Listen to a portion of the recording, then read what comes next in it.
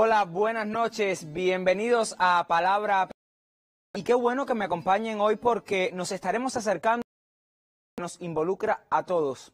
Hablo de la familia. Vamos que todos venimos de una familia, hemos formado la nuestra, vamos a hacerlo en algún momento. Porque la célula fundamental de la sociedad es una estructura basada en los sanguíneos y afectivos entre sus integrantes que aprenden en ella valores, principios, costumbres para la convivencia social. Para reconocer su importancia, de la ONU instituyó en 1994 la celebración cada 15 de mayo del Día Internacional de las Familias.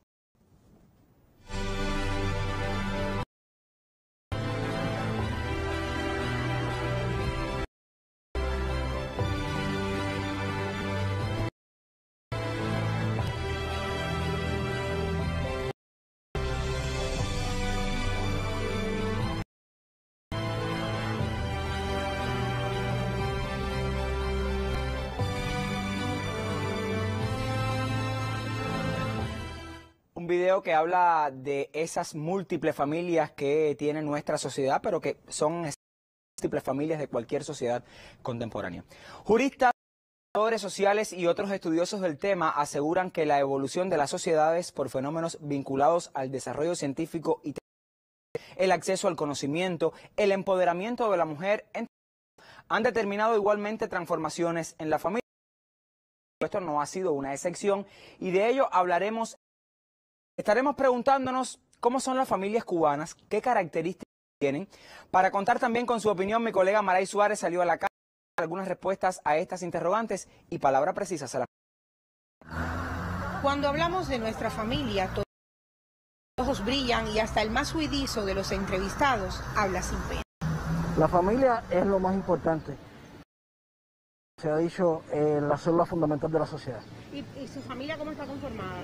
Mi familia, mi madre, mi hermano y dos hermanos por parte de padre. ¿Vive con ellos? Ellos viven en Villa Clara. ¿Usted con quién vive? Vivo con mi suegro y con mi pareja. No puede haber una familia consensuada. Da mucho valor a la vida y la salud y la familia. No podemos hacer nada, no podemos proyectar en la vida si no somos capaces de saber de la familia. La familia es la sociedad y es en la familia donde se basa toda la organización inclusive de un país o de un sistema. La familia es muy importante y siempre se puede formar valores, no importa que papá no esté presente. Lejos queda ya ver como familia ese modelo antiquísimo conformado por mamá, papá y nené. Hoy los modelos de familia van mucho más allá. Desde diversas situaciones o preferencias, lo importante es amar, educar y formar para nosotros y la sociedad un ser humano permeado de valores cívico-sociales. Lo importante no es quién te críe, es la crianza que te den. Que tu familia puede ser más. En mi caso, la que me crió a mí fue mi mamá. O sea, nunca he tenido mi papá aparte de mi mamá conmigo. No, mi mamá es la que me ha dado todo, es la que me ayuda en la escuela, me ayuda con el problema en mi universidad a veces, el tema de la licencia que tuve que pedir para cambiar de carrera. O sea, mi mamá es la que siempre estaba conmigo en todos los momentos difíciles y fáciles. Bueno, la familia es la unión familiar, es lo que todos los días. Mi familia es un dibujo. Todavía tengo a mi madre viva. Mi familia. ¿Con quién vive usted? ¿Qué es su pareja? Es mi pareja. Yo creo y estoy convencido. Primero el amor. Ese es el que prima en todos los sentidos. Después viene todo lo demás, la convivencia, todo lo demás. Incluso por la adopción, que las parejas de cualquier tipo puedan adoptar niños también. Los niños necesitan amor y cariño. En medio de una cultura patriarcal y machista, poco a poco ha ganado espacio la diversidad en los tipos de familia. Prejuicios estigmatizados, hoy lo importante desde ese núcleo familiar es formar un individuo con valores positivos y empatizar con la sociedad que lo conforma. Para Palabra, Maray Suárez. El amor, el respeto, esencias que le comentaban estas personas que entrevistaba mi colega Maray Suárez, esencias de la familia. Pero para que no quedarnos con la visión solo, la mirada solo de la capital cubana, buscamos opiniones en otras provincias del país, me refiero a Villa Clara. ¿Cómo ven la familia cubana contemporánea? Esto fue lo que... Tengo una relación consensual Y tengo dos pequeños, uno de una niña de 9 años y un varón de 17. Mi núcleo familiar está compuesto por mi esposa. Vivo con mis abuelos maternos y con mi niño menor de edad. ¿Siempre has vivido con tus abuelos? Sí, fueron los que me criaron la vida entera. En mi casa somos 7. 7. ¿Y quiénes son? O sea, ¿quiénes conviven con usted? Digo, mi esposo, la nieta, la bisnieta, otro bisnieto chiquito y otro que está casi que viviendo conmigo porque aquí ha hecho toda la escuela de él y casi que convive conmigo aquí. Sí. Mi nieto y yo, porque la mamá de él se formó, vive en otro lugar, ¿viste? Y entonces el niño decidió quedarse conmigo, desde chiquito yo lo tenía porque ella vivía cerca de mí, se quedó conmigo. Bueno, en estas entrevistas hay de todo como en Botica Buen Cubano, hay parejas casadas, núcleos en los que conviven varias generaciones, esto siempre genera muchas tensiones al interior de la familia. Son únicamente esa concepción antiquísima de los hijos, muchos prefieren juntarse que casarse, abundan las madres solas, capitaneando de hecho la familia, hay parejas del mismo sexo, también abuelos a cargo de niños por distintas razones, en fin, se nota una variedad inexistente y esto pudiéramos decirlo décadas atrás, pero para hablar sobre vamos a hablar con personas que saben de verdad sobre estos asuntos, que para este tema tenemos invitados de lujo esta noche, profesionales de una reconocida experticia, se los presento ya, son las doctoras en ciencias jurídicas y profesora universitaria Yamila González Ferrer. Yamila, ella también es vicepresidenta de la Unión Nacional de Juristas de Cuba, y Ana María Álvarez Tabillo Albo, profesora principal de familia en la Facultad de Derecho de la Universidad de La Habana. Gracias por acompañarnos también, doctora. Y es un placer que nos acompañe una persona mucho más habitual en nuestros medios, aunque mis invitadas también lo han hecho, el también doctor y profesor Leonardo Pérez Gallardo, de la Sociedad Cubana de Derecho Civil y de Familia, y por supuesto una persona que conoce muchísimo sobre estos temas. Gracias a los tres, una palabra precisa, y voy de inmediato con algunos invitados, las personas que sabían ya que íbamos a hablar del tema, vienen de esto que veíamos en las entrevistas. Lo primero, variado las familias cubanas desde aquella visión la madre, el padre y los hijos. Hoy hablamos de familias. Familia, profesor. Sí, se ha avanzado de un derecho de familia a un derecho de familias, que ha sido bien polémico ese plural. Ha sido polémico no solo por los cientistas sociales, también ha sido polémico que suelen ser demasiado conservadores cuando van a utilizar el telescopio jurídico para familias. ¿Y por qué? No es un capricho del constituyente del 2017 que el título al capítulo 3, sea familias, y que el constituyente cubano continuamente cuando hace referencia a esa célula básica a la cual utiliza el plural. El lenguaje tiene un valor y ese plural al cual no es sino una manera de visibilizar a través del lenguaje variedad, ese principio de pluralidad. Lo que hemos visto no es sino un reflejo de él que hay en Cuba.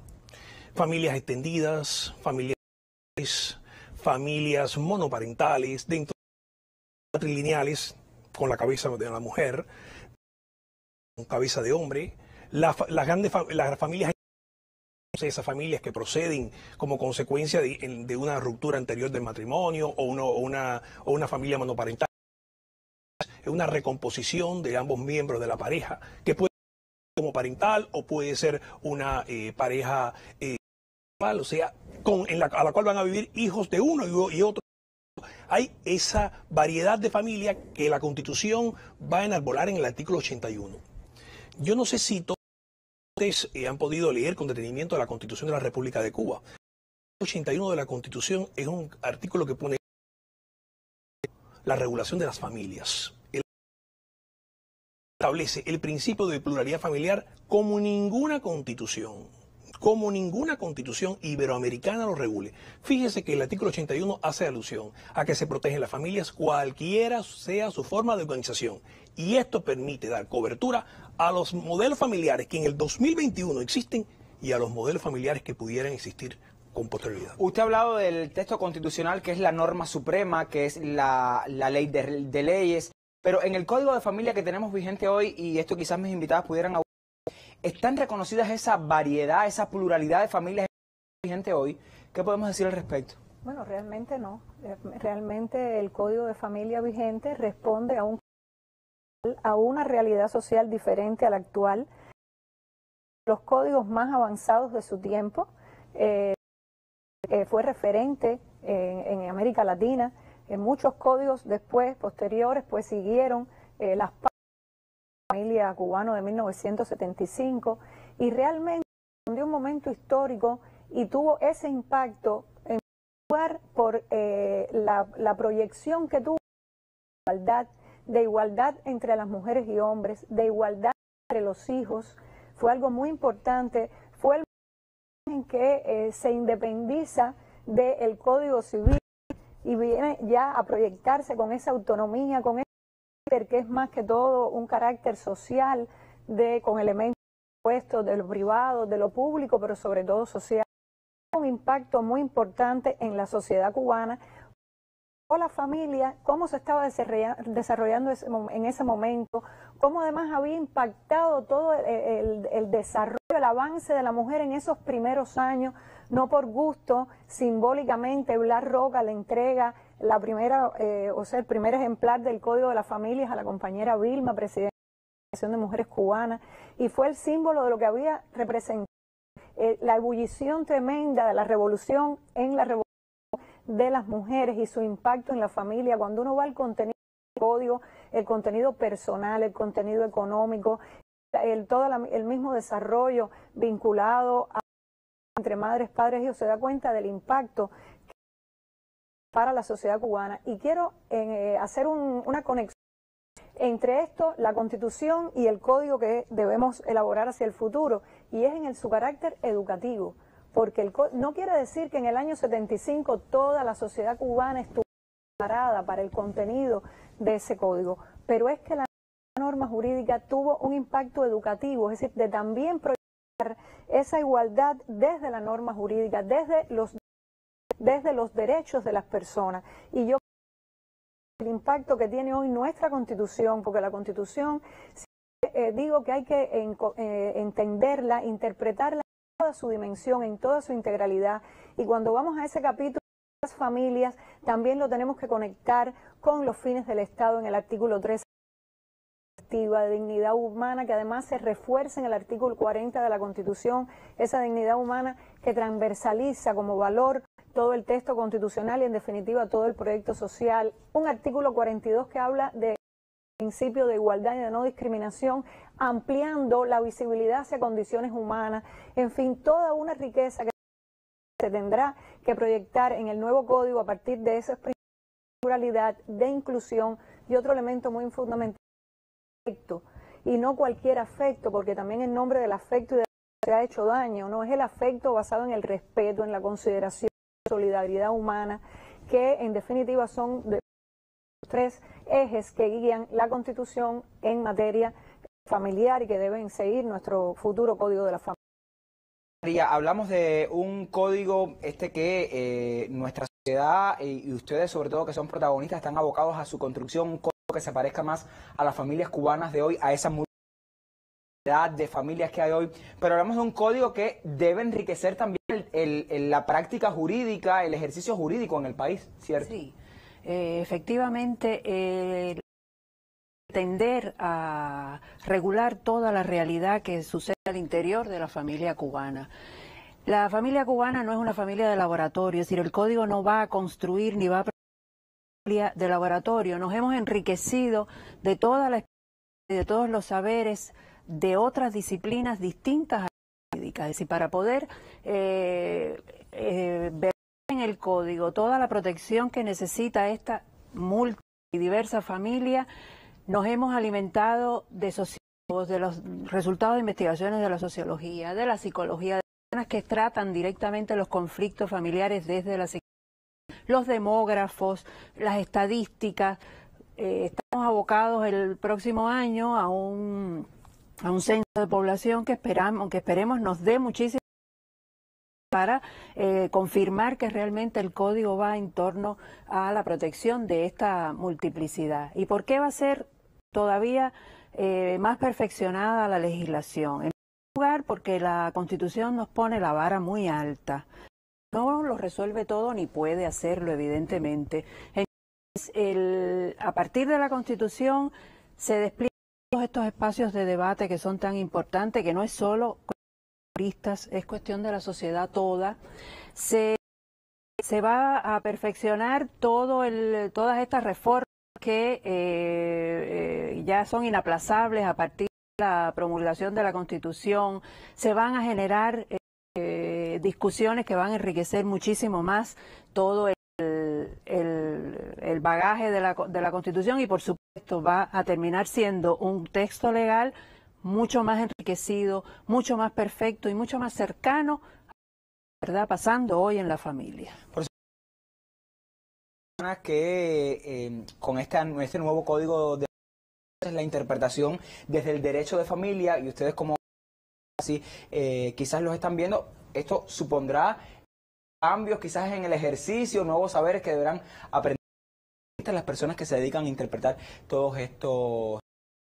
Regresar, doctor Leonardo, a la Constitución, porque si el texto constitucional, la nueva Constitución de la República, en el capítulo de familias, podría intuir cuáles son las problemáticas más significativas de expresión en ese nuevo. ¿Cuáles son esos temas? Sí, la Constitución es la brújula y por lo tanto a partir de y nos da los nortes. A partir de esos valores y principios que se reconocen en la Constitución, el legislador infraconstitucional, concretamente el del Código de las Familias, tendrá que reflejar esos principios. Entre esas situaciones jurídicas e instituciones, en primer orden habría que determinar ese pluralismo familiar, cómo se consagra y cómo lo realizar en el texto de una norma.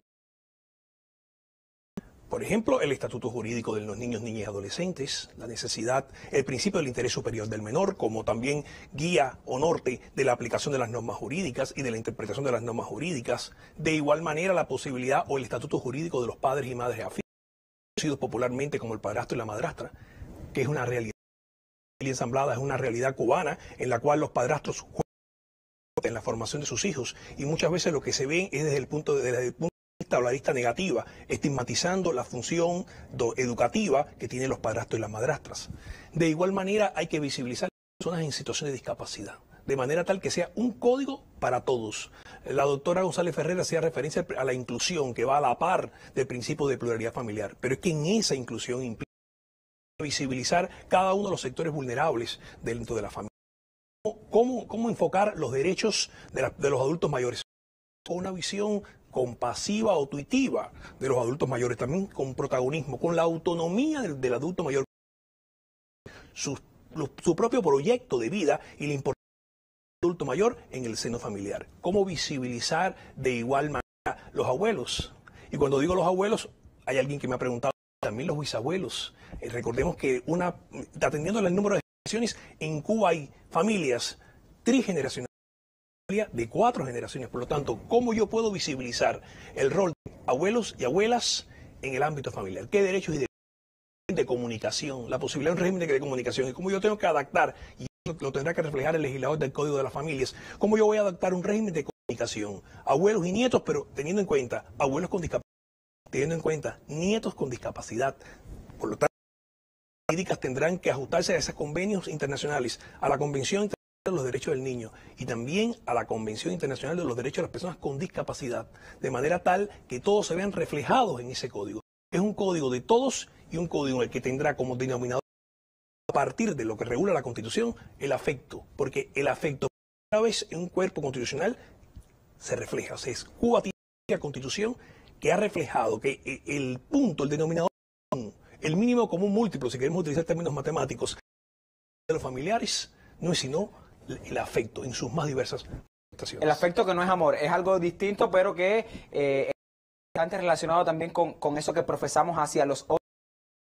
Y que no tiene que ser sustentado esencialmente en el erotismo, porque en esos modelos familiares también están las familias anaparentales. En la realidad, familias anaparentales. ¿Eso qué significa? ¿Qué significa? Que son familias integradas por parientes de un mismo grado, de una misma situación, no de una situación, por ejemplo, parientes, primos, hermanos que en la postrimería de la vida, por ejemplo, han quedado viudos y han decidido formar un hogar a los efectos de paliar, digamos, los gastos o la erogación económica que implica la vida. Y por lo tanto, la familia no está sustentado en el erotismo, es un modelo de familia que está sustentado en la fraternidad, o sea, el amor entre hermanos o entre primos. Vamos a hacer un alto en nuestra conversación. El tema de familias en Cuba,